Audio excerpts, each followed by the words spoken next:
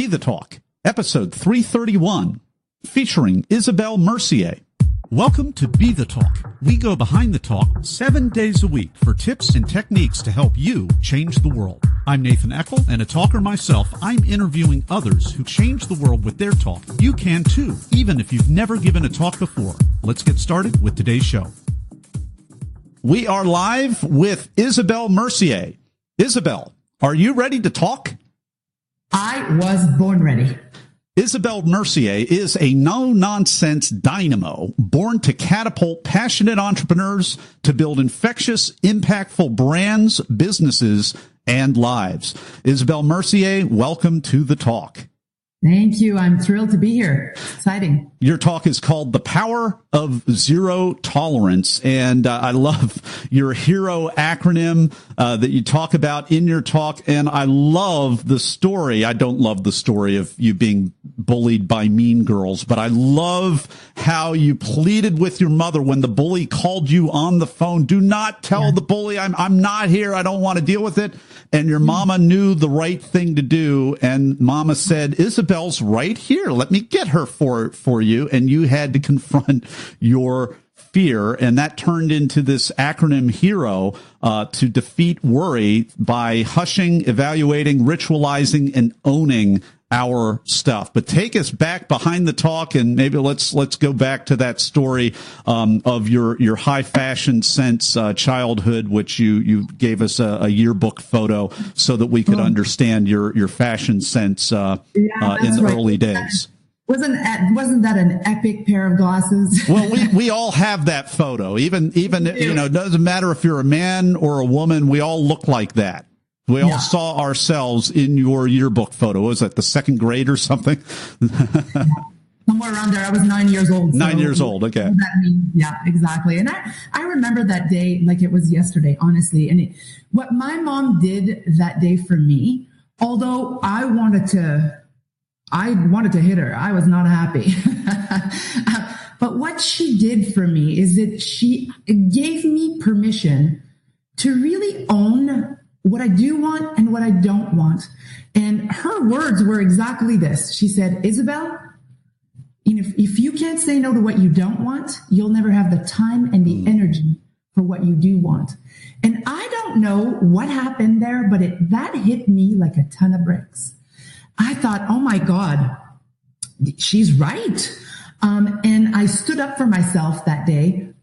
Fortunately, it actually worked for me. Now, it's not like it was a magic pill by no means, but the essence of her message at that point was so potent for me that I thought, my God, that can be applied in 1,000 different situations. We're a society that say yes way more than we should. We say yes more often than we want to, and for reasons of not opening up a can of worms. We don't want to not please. We don't want to hurt. We want to be loved and appreciated and seen in our good light. So we say yes far too many things. And it got me obsessed. At 9 years old, I became obsessed with really understanding the power behind being able to say no. Because when you say yes willingly, it opens up beautiful opportunities. When you say yes, when you mean to say no, it kills dreams. It creates worry. And over the years, I discovered that for everything that you worry about, there's 100% of the time something behind that you're actually tolerating. And that's the thing. A lot of people want to live with less worry. And how can you attack worrying less? Worry is a natural response. Yeah. However, reducing worry is way more difficult than looking at what the hell we're tolerating and getting rid of that.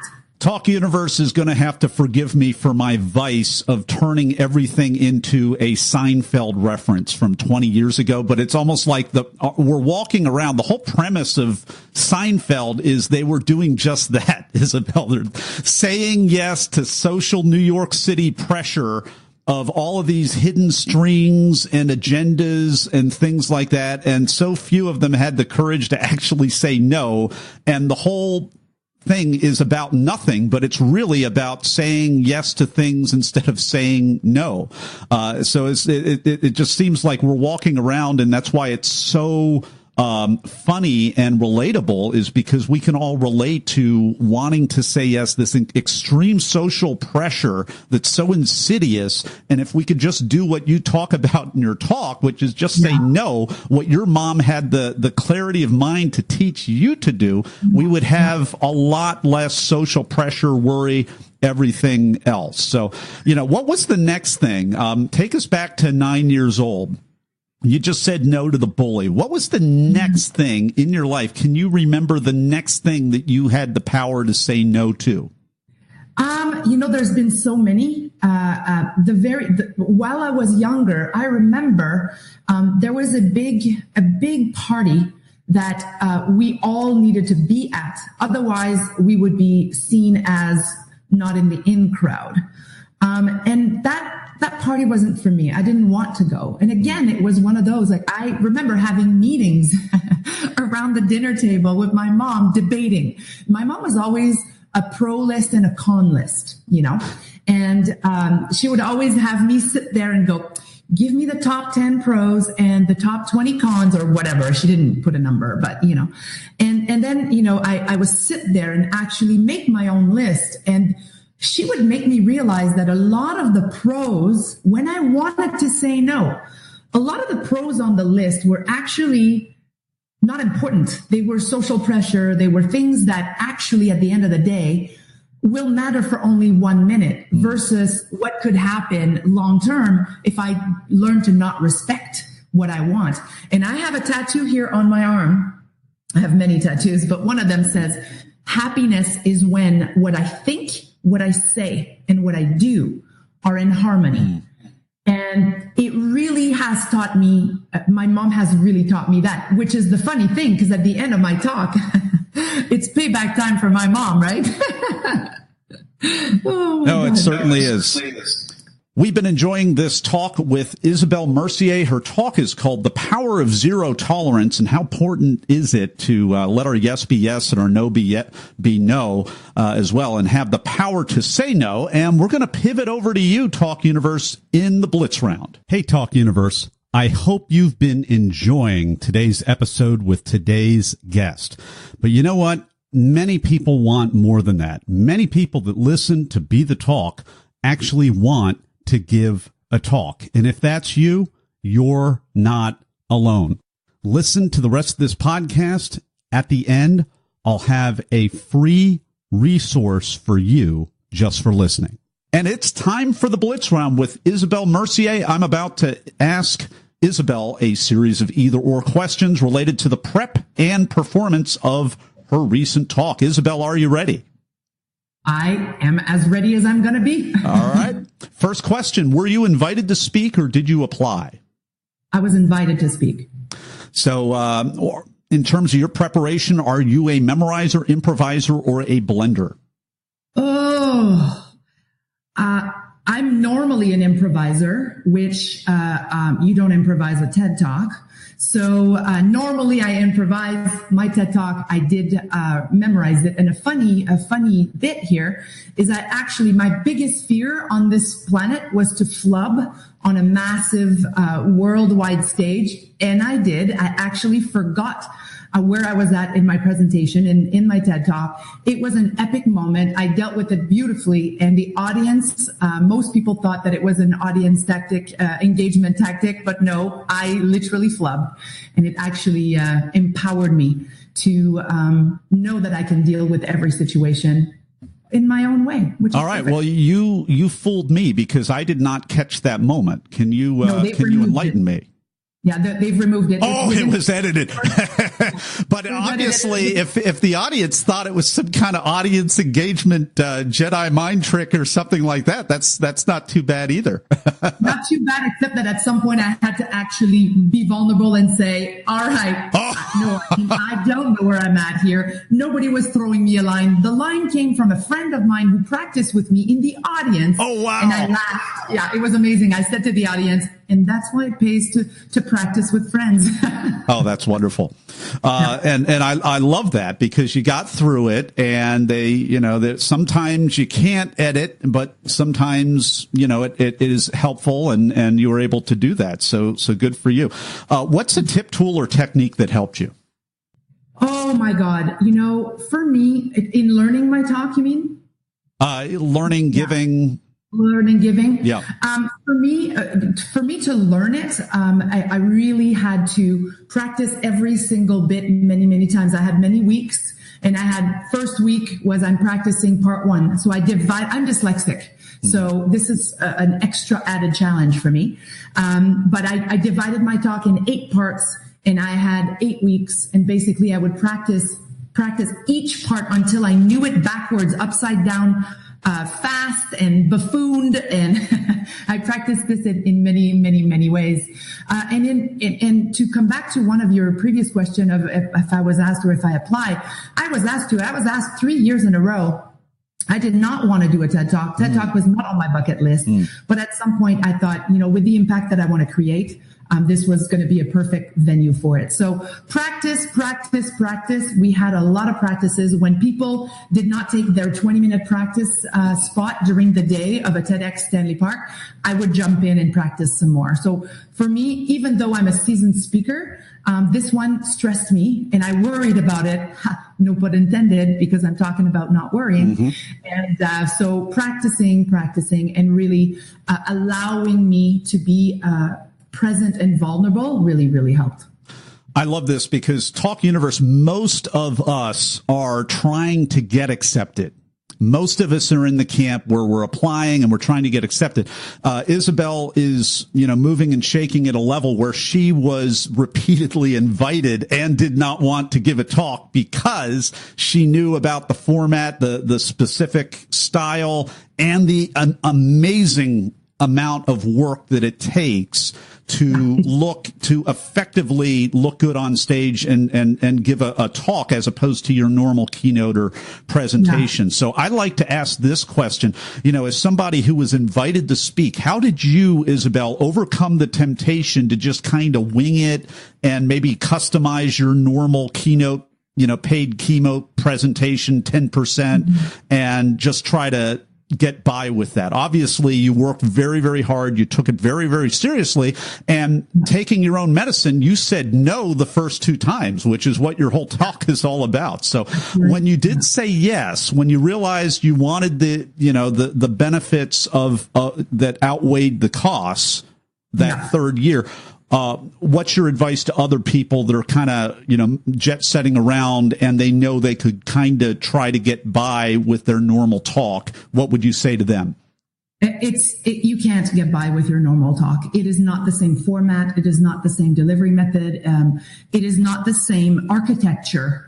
So for me, I had to completely forget my previous talks and actually completely rewrite it with the architecture in mind of a TEDx architecture. So I basically had to have the guts to just go, okay, everything I know about speaking, out the window.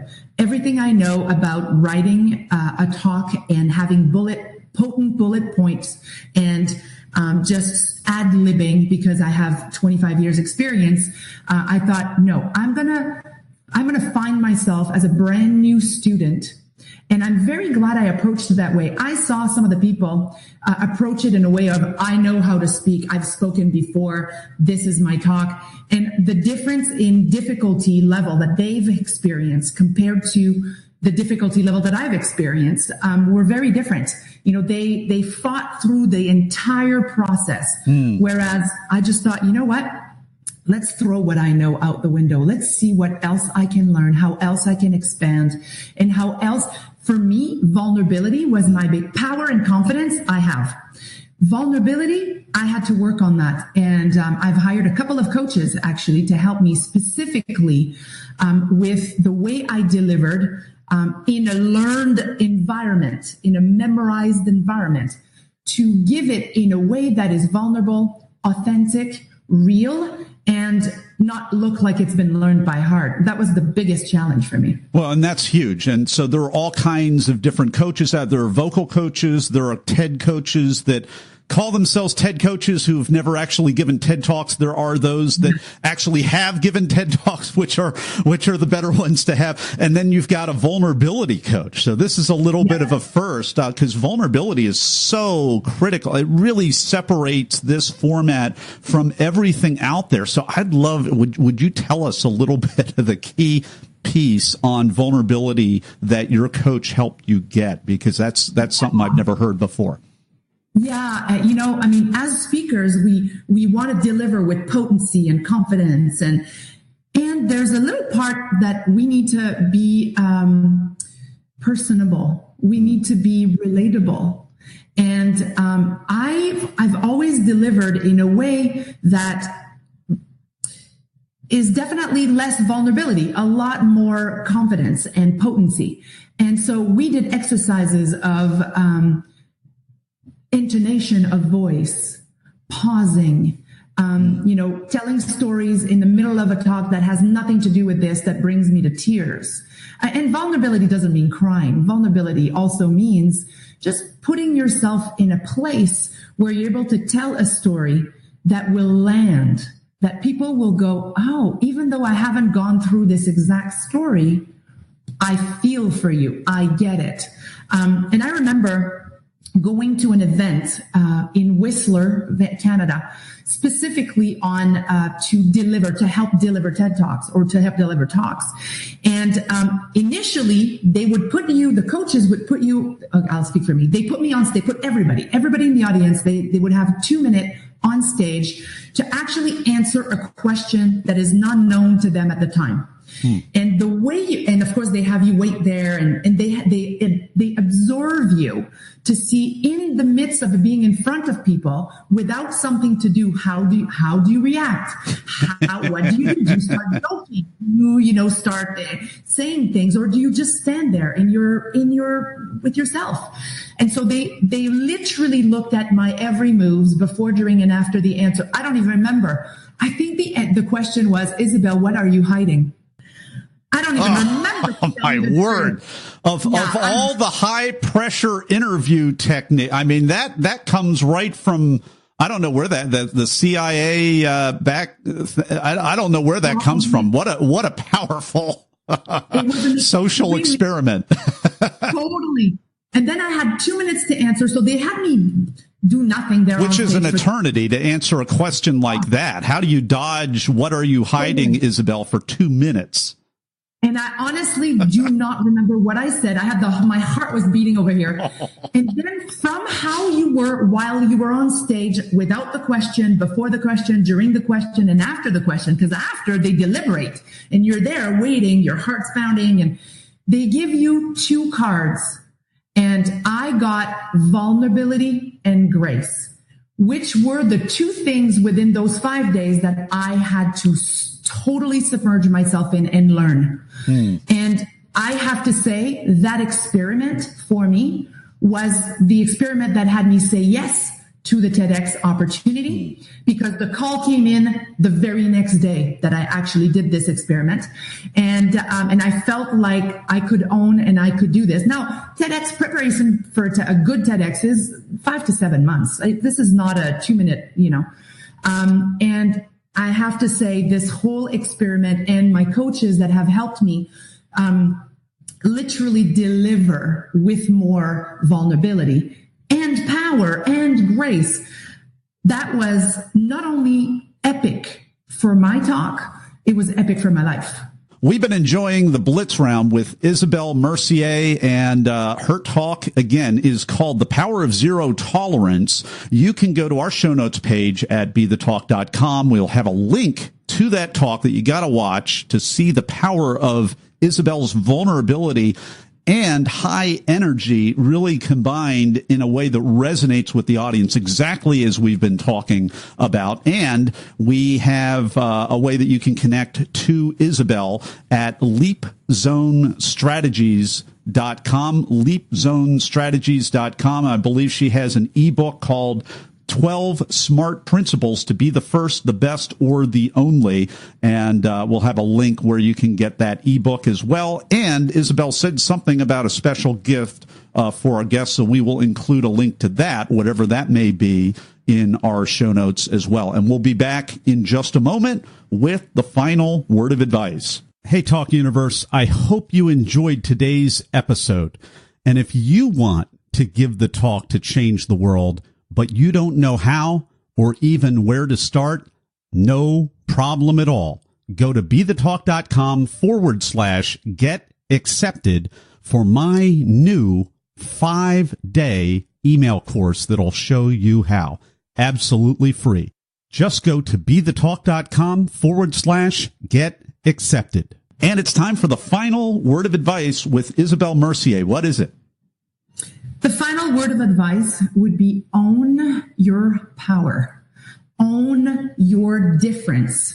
In every talk, and I've been a TEDx Talk mentor now for the past 3 years, and a lot of people have amazing things to say, things that are impactful, things that are interrupting, and that is very powerful. We also need to learn how to deliver with power and grace and confidence.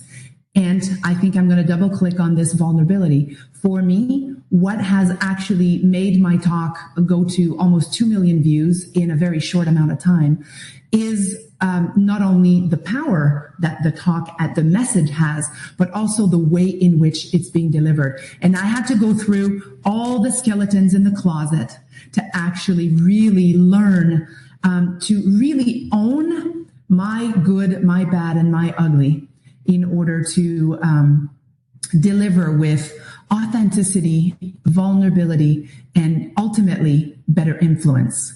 And it's all about owning your true gifts, owning your genius. I remember many times during the practice, the coaches at TEDx would say, we would like for you to tweak this in your talk or tweak that in your talk. And most of the time, I took the advice and went, yeah, that makes sense. There was many times where it was pivotal, where I had to say, no, my talk is not about worry. My talk is about what you tolerate, you worry about. Therefore, I need to stick with what I wholeheartedly believe here. And the power to really be able to say yes when you mean to say yes and no when you mean to say no brings freedom. Isabelle Mercier, thank you so much for carving out time in your busy schedule to share your wisdom with Talk Universe today. Absolute pleasure anytime. Thanks for listening to Be the Talk. For tips and resources to help you change the world, go to BeTheTalk.com. See you tomorrow.